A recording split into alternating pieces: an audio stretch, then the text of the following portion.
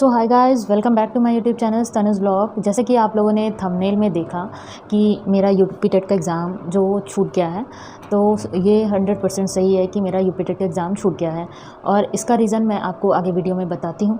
So please मेरे साथ इस वीडियो को कंटिन्यू करिएगा और आपको पता चलेगा कि क्या रीज़न था। तो जो लोग भी ये जानना चाहते हैं कि मेरा यूपी टेट का एग्ज़ाम क्यों छूट गया, सो वो मैं बता दूँ कि मेरा यूपी टेट का एग्ज़ाम 2 तारीख को था और मैं इस डिल्यूज़न में थी कि 3 तारीख को मेरा एग्ज़ाम है और मैं इसको दे दूँगी, ठीक है।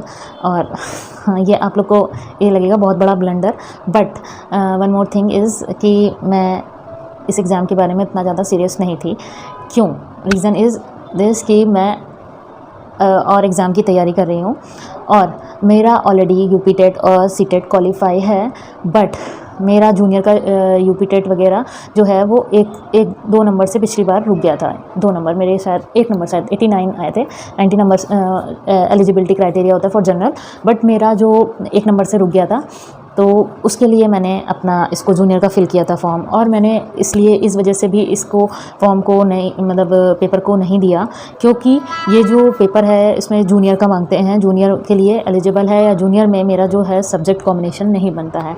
सो मैं आपको बता दूं, मेरा जो एजुकेशनल बैकग्राउंड है, मेरा PCB है और यानी कि फिजिक्स केमिस्ट्री बायो, और मेरा जो BSc है वो मेरा BSc बायोटेक है। सिंपल BSc ना होगा, BSc बायोटेक। तो यहाँ पे जो सब्जेक्ट कॉम्बिनेशन मांगते हैं वो सिंपल मतलब जूलॉजी, बॉटनी, केमिस्ट्री मांगते हैं, बट मेरे केस में इसके कॉम्बिनेशंस बनते हैं। बट मेरे केस में क्या है कि मेरा जो सब्जेक्ट है वो है जूलॉजी, केमिस्ट्री और बायोटेक्नोलॉजी।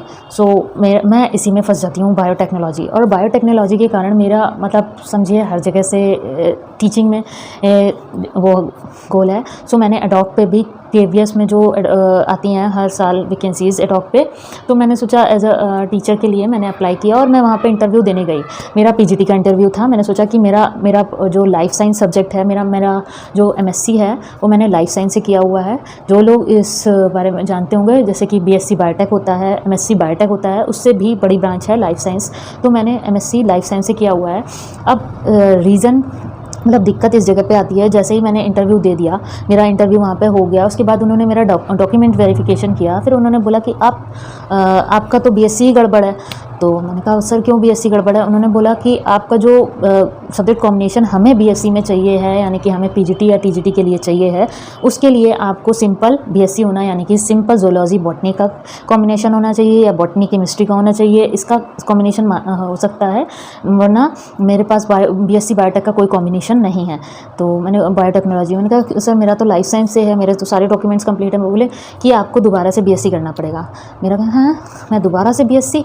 तो उन्होंने बोला, मैंने पूछा कि सर मैं आप जूनियर के लिए, तो कह रहे हैं आप जूनियर के लिए भी अप्लाई नहीं कर सकती हैं, आप TGT PGT के लिए भी अप्लाई नहीं कर सकती हैं। आप बाई चांस आप इन केस आप कभी भी कहीं भी एग्ज़ाम क्वालिफाई करके भी चली गई, तो फिर उसके बाद आपको इंटरव्यू से निकाल दिया जाएगा, क्योंकि आपके पास जो डिग्री का क्राइटेरिया होता है, यानी कि आपका MSc तो सही है, MSc लाइफ साइंस से निकली थी, केंद्रीय विद्यालय में जो वैकेंसी निकली हुई थी PGT के लिए, तो मैं उस पोस्ट पर देने गई थी। लेकिन अब मेरा MSc तो सही था, बट उन्होंने बोला कि BSc में आपका गड़बड़ है, आपको सिंपल BSc करना पड़ेगा फिर से 3 साल का, या तो आपके पास एक और चॉइस है कि आप अपना BTC कंप्लीट कर सकती हैं। मेरे पास B.Ed था, तो उन्होंने बोला कि आप अपना BTC कंप्लीट कर सकती हैं। मैंने कहा BTC या तो मैं 2 साल का BTC करती हूँ तो मुझे प्राइमरी में वैकेंसी मिल, मतलब मैं जा सकती हूँ, या अगर मैं मतलब मेरा जो B.Ed है उसके थ्रू मेरा यहाँ पर टीचिंग में कोई कॉम्बिनेशन नहीं। फिर मेरे पास चॉइस क्या थी? मेरे पास केवल 2 चॉइस थी, या तो मैं BSc करूँ दोबारा से जो कि 3 साल का होता है, और या तो मैं BTC करूं जो कि 2 साल का होता है। तो